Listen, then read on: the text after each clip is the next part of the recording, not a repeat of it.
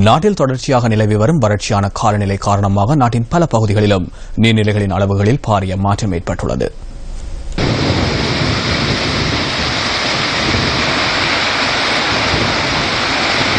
வெளிமடை மற்றும் ஊவா பரணகமை பிரதேசங்களில் உள்ள நீர்நிலைகள் மற்றும் ஆறுகள், நீர்வீழ்ச்சிகள் என்பவற்றின் நீர்மட்டம் குறைவடைந்துள்ளதாக எமது பிராந்திய செய்தியாளர் தெரிவிக்கின்றார்.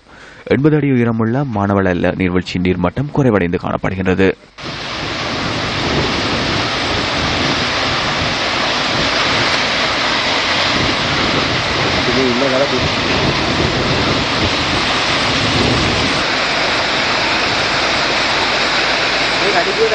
பொதுவில் மானவள எல்ல நீர்வீழ்ச்சி உல்லாச பயணிகளை கவரும் வகையிலான நீர்மட்டத்துடன் இவ்வாறு தோற்றமளிக்கும்.